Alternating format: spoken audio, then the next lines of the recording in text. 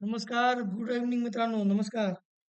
तर आजचं मार्केट आपण पाहिलं, गॅप अप ओपन झालं. पहिल्या 15 मिनिटामध्ये मार्केट वरती गेलं आणि त्यानंतर एक कन्सॉलिडेशन झोनमध्ये अडकून बसलं. ओके. तर जोपर्यंत मार्केट बंद होतं तोपर्यंत एक कन्सॉलिडेशन झोनमध्येच होतं मार्केट. तर अशा मार्केटमध्ये ना ऑप्शन बायर्स जे असतात ना, ते ट्रॅप होतात. कारण 30-40 पॉइंटच्या वरती मूव्हमेंट नसते. बाय कुठं करावं ऑप्शन आणि सेल कुठं करावं? हा सगळ्यात मोठा प्रश्न आणि कन्सॉलिडेशन झोनमध्ये काय होतं, प्रीमियम डीके होतं आणि उद्या निफ्टीची वीकली एक्सपायरी असल्यामुळे प्रीमियम डीके व्हायला सुरुवात होते. ओके. तर ऑप्शन बायर्स जे आहेत ना आपले, त्यांना मी एक सल्ला नक्की देईन, की ज्यावेळी मार्केट कन्सोलिडेशन झोनमध्ये असतं ना, त्यावेळी तुम्ही बायिंग अव्हॉइड करा. कारण तुम्ही जर त्यावेळी बायिंग केली ना, तर तुमचं नुकसान होण्याचे चान्सेस जे आहेत ना, ते वाढतात. ओके. तर चला मित्रांनो, आज आपण समजून घेऊ, की आजच्या मार्केटमध्ये काय फॅक्टर्स होते, ज्याच्यामुळे आपलं 3 दिवसापासून मागचं मार्केट जे आहे, ते खूप छान चालू आहे. गुरुवार, शुक्रवार आणि आजचा सोमवार. ओके. तर चला व्हिडिओला सुरुवात करूया. मी माझा परिचय करून देतो. माझं नाव आहे मयूर. मी मागच्या 10 वर्षापासून स्टॉक मार्केटमध्ये काम करतो. अनेक विद्यार्थ्यांना मी स्टॉक मार्केट शिकवलंय. आणखीनही ती जर्नी चालू आहे आणि माझा प्रामाणिक हेतू हाच आहे, की मी जास्तीत जास्त आपल्या मराठी बांधवांना शेअर मार्केटचं ज्ञान द्यावं, जेणेकरून ते अर्थात साक्षर होतील आणि त्यांनी स्वतःचं फायनान्स स्वतः मॅनेज करावं. कुणाच्याही आमिषाला बळी पडू नये आणि त्याचा मेहनतीचा पैसा वाया घालवू नये. ओके मित्रांनो. तर चला, आता मी एक ऑब्झर्व्ह केलंय मित्रांनो, फार महत्त्वाचं आहे तुमच्यासाठी. हे नक्की आहे का, की आपण माझा व्हिडिओ बघता, पण आपण पूर्ण व्हिडिओ बघत नाही. अर्धा व्हिडिओ बघता आणि अर्धा तसाच सोडून देता. काय मित्रांनो, पहिल्यापासनं म्हणजे सुरुवातीपासून ते शेवटपर्यंत प्रत्येक गोष्ट माझ्या व्हिडिओमध्ये कामाची आणि महत्त्वाची आहे. तुम्ही जर स्किप करून बघितलं ना, तर तुमच्याकडे असेल अर्धवट नॉलेज आणि त्या अर्धवट नॉलेजचं असं होतं, "अधुरा हकीम जान खतरे में." अशी एक म्हण आहे. तर त्यामुळे व्हिडिओ पूर्ण बघा मित्रांनो. 15-20 मिनिटं जर तुम्ही काढलेत ना, तर नक्की तुम्हाला दुसऱ्या दिवशी आपण काय स्ट्रॅटेजीने ट्रेड केलं पाहिजे, कुठे आपण सतर्क राहायला पाहिजे आणि कुठे आपलं प्रॉफिट होऊ शकतं, हे आपल्याला 100 नाही 200% कळण्याचे चान्सेस आहेत. तर चला सुरुवात करूया. आजचं मार्केट आपण बघितलं, की गॅप ओपन झालं, नंतर एक कन्सोलिडेशन झोनमध्ये निफ्टी अडकून पडली आणि तिथेच बंद झाली. आजची जी क्लोजिंग होती निफ्टी बँक निफ्टीची, ती आपल्याला काहीतरी इंडिकेट करतीये. ओके. एक झोन आहे निफ्टीमध्ये आणि बँक निफ्टीमध्ये. त्या झोनमध्ये आजची क्लोजिंग आलेली आहे. तर तुम्हाला काय वाटतं, या वीकमध्ये एक तर ऑलरेडी 25 तारखेला सुट्टी आहे मार्केटला ख्रिसमसमुळे. तर आता फक्त मंगळवार, बुधवार आणि शुक्रवार 3 दिवस मार्केट आहे या वीकमध्ये आणि पुढच्या वीकमध्ये 3 दिवस मार्केट आहे. नवीन वर्ष सुरू व्हायला. तर या 6 दिवसामध्ये आपलं जे मार्केट आहे, ते नवीन लाईफटाईम आहे आपल्याला बघायला मिळेल. ते तर आपल्याला वेळच सांगेल. पण काय आहे सगळं आपण समजून घेऊया स्टेप बाय स्टेप. तर चला आजचं मार्केट तुम्ही बघितलं. आज मार्केटने गॅप अप ओपन दिल्यानंतर स्टेबल राहिलं. त्यानंतर कुठल्या झोनमध्ये बंद झालं. सगळ्यात पहिले आपण 5 कोणते फॅक्टर्स आहेत, ते अगदी शॉर्टमध्ये समजून घेऊ. बघा पहिलं फॅक्टर आहे, की मागच्या 3 दिवसापासून एफ-आय-आयस चांगली बायिंग करतायत. थोडी कॅशमध्ये सेलिंग आहे, पण त्यांची बायिंग जी आहे ना, ती स्टॉक फ्युचर्स आणि इंडेक्स फ्युचर्समध्ये वाढली आहे. त्यांनी शॉर्ट सुद्धा कव्हर केलेत. ओके. त्यांनी कॉल कव्हर केलेत आणि पुट शॉर्ट केलेत. तर हे काय सांगतं आपल्याला कॉल कव्हर करणं म्हणजे मार्केटला वरची दिशा मोकळं होणं आणि पुट शॉर्ट करणं म्हणजे मार्केटला एक चांगला बेस तयार होणं. ओके. त्यानंतर दुसरी आहे डी-आय-एस आपले भारतातले म्युच्युअल फंड्स आणि डोमेस्टिक इन्स्टिट्यूशनल इन्व्हेस्टर ते मागच्या 80 दिवसापासून कंटिन्यू बायिंग करतायत. तरी त्यांच्याकडनं सुद्धा खूप चांगला जो आहे, तो आपल्याला सपोर्ट मिळतोय. मार्केटमध्ये आपल्याला रिकव्हरी बघायला मिळते आणि मार्केट एक अशा रेंजमध्ये आहे सध्या, की इथनं जी मी सांगणार आहे ती रेंज जर क्रॉस करून होल्ड केलं, तर नक्की कदाचित आपल्याला 31 डिसेंबर पूर्वीच नवीन लाईफटाईम हाय आपल्याला दिसू शकतो. ओके. चौथी न्यूज आहे ती म्हणजे USD INR. ओके. तर USD INR बघा मागच्या 3 दिवसामध्ये चांगली त्यांनी रुपयानं रिकव्हरी दिली. आज थोडंसं खाली आलंय रुपया. पण मागच्या 3 दिवसाच्या रिकव्हरीचा सुद्धा खूप चांगला परिणाम आपल्याला मार्केटवरती बघायला मिळाला. मार्केट थोडंसं मजबूत व्हायला मदत मिळाली. ओके. त्याच्यात पुढची न्यूज आहे बघा, की इंडिया विक्स जो आहे, India VIX, India volatility index. Okay. तर हे तुम्ही बघू शकता 9.68 हा लाईफटाईम लो आहे मित्रांनो त्याचा. 9.5चा लाईफटाईम लो आहे. हे तुम्ही बघता एक मोठी रेड कॅन्डल. हे बघताय तुम्ही ही स्पाइक बघताय ना, ही कोरोना काळातली स्पाइक आहे मित्रांनो. ओके. ज्यावेळी भारतामध्ये कोरोना आला होता, जगात जागतिक कोरोना. त्यावेळी जे मार्केट पडलं होतं, इंडिया विक्स जवळ-जवळ 14 वरनं गेला होता बघा. तो गेला 70 पर्यंत, 14 वरनं 70 पर्यंत. आता या 5 वर्षामध्ये आता लाईफ टाईम हिस्ट्रीमधला लो आहे इंडिया विक्सचा. हा एक खूप मोठा फॅक्टर आहे. याला आपण असं म्हणजे असं याला समजून घेतो, इंडिया विक्स खाली म्हणजे मार्केटला पॉझिटिव्ह संकेत. आपलं मार्केट वरती जाण्यासाठी तयार आहे. इंडिया विक्स वाढायला लागला, की मग मार्केटमध्ये व्हॉलॅटिलिटी वाढते आणि मार्केट खाली येण्याची शक्यता सुद्धा वाढते. ओके. तर हे होते काही फॅक्टर्स ज्याच्यामुळे आपलं जे मार्केट आहे त्याला बूस्ट मिळालं आणि मार्केट मागच्या 3 दिवसापासून खूप छान परफॉर्म करतंय. ओके. तर आता बघूया आपण एफ-आय-आयजनी आज कॅश मार्केटमध्ये काय केलं आणि डी-आय-एसनी काय केलं. आज 22 तारीख आहे मित्रांनो. एफ-आय-आयजनी आज 457 करोड रुपयांची कॅश मार्केटमध्ये सेलिंग केली.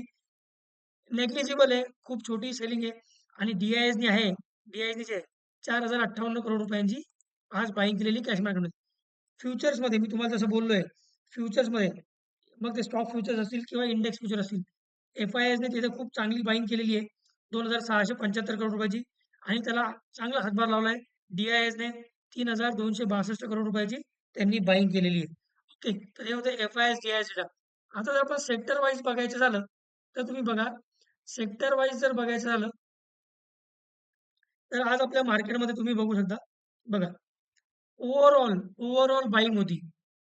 सगळे सेक्टर इन ग्रीन होते. ओके. आणि आज रेल्वे स्टॉक पळालेत, डिफेन्स स्टॉक पळालेत. ओके. प्रायव्हेट बँकांनी पण खूप चांगलं काम केलं. पी-एस-यू बँका थोड्याशा मागे राहिल्या होत्या. म्हणून जी आपली बँक निफ्टी बघा, आपला जो दुसरा रेजिस्टन्स होता, त्याच्यावरती फक्त 10-20 पॉईंट गेली आणि तिथनं मग पुन्हा तिने कन्सोलिडेशन म्हणजे प्राइस रिजेक्शन आलं आणि ती खाली आली. ओके. हे झालं की आपलं मार्केट ओव्हरऑल कसं होतं, काय फॅक्टर्स होते. आता उद्या कोणते फॅक्टर्स आहेत, जे आपल्या मार्केटला एक पॉझिटिव्ह दिशा देऊ शकतात. तर सगळ्यात पहिले जर बोलायचं झालं ना, तर बघा आता मी तुम्हाला 2 दिवसापूर्वी सांगितलं होतं व्हिडिओमध्ये, की भारताने ओमान सोबत जे आहे, एक आपला जो ट्रेड चालू आहे. ओके. तर तो $4 बिलियन सॉरी $6 बिलियन पर्यंत वाढवायचा आहे पुढच्या 2 वर्षामध्ये. ओके. ती एक पॉझिटिव्ह न्यूज आहे. त्यानंतर युनायटेड किंगडम सोबत सुद्धा आपला ट्रेड डील झालेला आहे आणि त्यानंतर आता तिसरी ट्रेड डील आपली झालेली आहे ती न्यूझीलंड सोबत. Zero duty on 100% Indian export. हा खूप चांगला आणि पॉझिटिव्ह पॉइंट आहे आपल्या मार्केटला एक जोश भरण्यासाठी. ओके. ही एक न्यूज आहे. त्यानंतर पण जर बघायचं झालं तर हे बघा, एक शांती बिल. ओके. इथे तुम्ही बघू शकता. शांती बिल म्हणून संसदेमध्ये भारतीय सरकारने पेश केलं. दोन्ही संसदेमध्ये म्हणजे राज्यसभा आणि लोकसभा दोन्ही सभांमध्ये ते पास झालेलं आहे. ओके. तर या हे जे बिल आहे ना, तर या बिलाचा इम्पॅक्ट सुद्धा मार्केटवर बघायला मिळू शकतो. कारण न्यूक्लिअर पॉवरशी रिलेटेड आहे. ओके. प्रायव्हेट कंपन्यांना त्याच्यामध्ये गुंतवणूक करता येईल. न्यूक्लिअर प्लांट बांधता येतील, ते सांभाळता येतील आणि मालकी हक्क सुद्धा त्यांच्याकडे ठेवता येईल. त्यासाठी काही चेंजेस गव्हर्नमेंटने केले. काही जे आधीचे 2010चा आणि 1962 चे काही नियम होते, ते जे नियम होते, ते त्यांनी बदलले, पूर्णपणे रद्द केले. त्यासाठी हे बिल होतं. तर याच्यावरती एक डिटेल व्हिडिओ मी पुढे बनवेल, जेणेकरून तुम्हाला कळेल, की कोणत्या सेक्टरवर याचा परिणाम होईल. पण आज तुम्ही बघा डिफेन्स सेक्टर पण वरती होतं. ओके. तर हे होती एक न्यूज. चला आता आपण बघूया, की स्मॉल कॅप आणि मिड कॅप आपण एकदा बघून घेऊ. बघा स्मॉल कॅप इंडेक्स तुम्ही बघू शकता 20 डे एक्सपोनेन्शियल मूव्हिंग एव्हरेजच्या वरती खूप छानरित्या होल्ड केलेलं आहे, क्लोजिंग दिलेली आहे. मागच्या 3 दिवसापासून तुम्हाला मी इथे बोललो होतो, की मॉर्निंग स्टार कॅन्डलस्टिक पॅटर्न बनलाय. ग्रीन कॅन्डल त्याच्यावरती आज शूट. ओके. तर महत्त्वाच्या लेव्हलवरती तुम्ही लक्ष ठेवा. ओके. 17,900 हा महत्त्वाचा रेझिस्टन्स आहे. त्याच्यावरती जर स्मॉल कॅप इंडेक्सनी होल्ड केलं, तर नक्कीच आपल्याला एक लाईफटाईम हायकडे रॅली बघायला मिळू शकते. ओके. आता मिड कॅप बघूया आपण. मिड कॅप पण बघा. हे तुम्हाला बोललो तुम्ही. ओके. एक कॅन्डलस्टिक पॅटर्न फॉर्म झाला. त्यानंतर बूम. आता क्लिअरली पॉझिटिव्ह ट्रेंड आहे. स्मॉल कॅप इंडेक्सचाही आणि मिड कॅप इंडेक्सचाही. तरी झाले 2 महत्त्वाचे small cap, mid cap index. आता बघूया आपण उद्या निफ्टीची वीकली एक्सपायरी आहे. तर उद्यासाठी कोणत्या महत्त्वाच्या लेव्हल्स आहेत, ज्या लेव्हल्सवरती आपण लक्ष ठेवलं पाहिजे आणि उद्याच्या मार्केटसाठी ओके. तुम्हाला एक स्ट्रॅटेजी सांगतो. खूप सिंपल आणि चांगली स्ट्रॅटेजी आहे. मार्केट जर गॅप अप ओपन झालं उद्या, ओके, किंवा गॅप डाउन ओपन झालं. सध्या फ्लॅट टू पॉझिटिव्ह दिसतंय आपलं मार्केट ओपन होईल असं. पण जर गॅप ओपन झालं तर गॅप अप चेस करू नका आणि गॅप डाउन ओपन झालं तर तिथे अपॉर्च्युनिटी शोधा की आपल्या सपोर्ट जवळ आपल्याला बाईंग अपॉर्च्युनिटी मिळती आहे. ओके. तर चला निफ्टीला आता बघूया आपण पहिला सपोर्ट कोणता. उद्या आपल्या निफ्टीला पहिला सपोर्ट आहे 26,120. तो जर होल्ड केला तर तुम्हाला पुलबॅक बघायला मिळेल. पण तो जर खाली तोडला तर 26,070 हा निफ्टीला दुसरा सपोर्ट आहे. रेजिस्टन्स 26,230 हा पहिला रेजिस्टन्स आहे. तो जर क्रॉस करून होल्ड केलं तर 26,290 पर्यंत तुम्हाला निफ्टी जाताना दिसू शकते. उद्या एक्सपायरी फॅक्टर आहे ऑप्शन रायटर्सनी. ओके. पुट रायटर्स हे 26,100, 26,000 आणि 25,900 या लेवलला खूप स्ट्रॉंग ग्रिप धरून आहे. ओके. मी तुम्हाला आताच पूर्वी सांगितलं की यांनी काय होतं ते. आणि कॉल रायटर्स आहेत, पण त्यांचं कन्व्हिक्शन एवढं नाहीये की ते मार्केटला वरती जाण्यापासून रोखू शकतात. आणखीन एक फॅक्टर मी तुम्हाला एक झोन सांगितला होता निफ्टीमध्ये. ओके. तर तुम्ही इथून बघा ही 20 नोव्हेंबरची कॅन्डल आहे. ओके. या कॅन्डलचं तुम्ही हाय बघा 246. ओके. या कॅन्डलचा आहे बघा 215. याचा आहे बघा 280. या कॅन्डलचा आहे बघा 154. ओके. या कॅन्डलचा आहे बघा 202. या कॅन्डलचा 178 आणि आजची कॅन्डल आपली क्लोज झाली आहे. या कॅन्डलचा आहे बघा 180. ओके.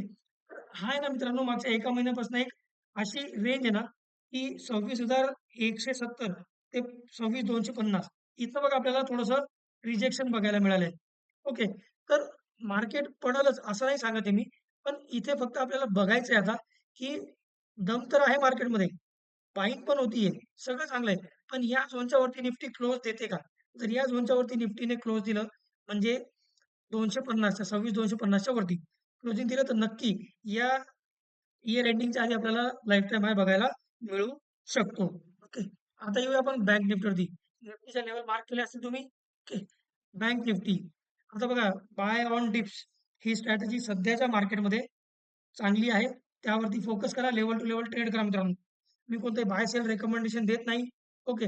तुम्हाला जर कुठेही बाय सेल करायचं असेल किंवा तुम्हाला इन्व्हेस्टमेंट करायची असेल, तर तुमच्या फायनान्शियल ॲडवायझर जो आहे त्यांचा सल्ला नक्की घ्या. आता बघा बँक निफ्टी सुद्धा मी तुम्हाला बोललो होतो. बँक निफ्टीला पण एक झोन आहे, जिथनं बँक निफ्टी रिजेक्ट होतीये. तो झोन कोणता आहे? तर तो आहे 59,350 ते 59,550. ओके. हा 200 पॉइंटचा जो एक रेंज आहे ना ही जी या रेंजमध्ये ना बँक निफ्टी अडकते आणि तिथनं आपल्याला रिजेक्शन बघायला मिळतं. तर चला उद्या निफ्टीचा एक्सपायरी आहे. ओके. तर उद्या पहिला सपोर्ट कोणता आहे बँक निफ्टीला? 59,190 हा बँक निफ्टीला पहिला सपोर्ट आहे उद्यासाठी. तो जर ब्रेक केला तर खाली 20 डे एक्सपोनेन्शियल मूव्हिंग एव्हरेजचा स्ट्रॉंग सपोर्ट आहे 59,103. ओके. त्यानंतर पहिला रेझिस्टन्स बँक निफ्टीला 59,430 तो जर क्रॉस करून होल्ड केलं तर तुम्हाला वरती बँक निफ्टी जी आहे ती जाताना दिसेल 59,560 पर्यंत. ओके मित्रांनो. तर या झोनवरती, या लेव्हल्सवरती तुम्ही लक्ष ठेवा. बाय ऑन डिप्सचा ट्रेड जर मिळाला, अपॉर्च्युनिटी शोधा. ओके. आता येऊया आपण सेन्सेक्सवरती. आता सेन्सेक्सबद्दल सांगायचं झालं, तर सेन्सेक्सची मंथली एक्सपायरी ती आता 1 दिवस आधी आहे, 24 तारखेला.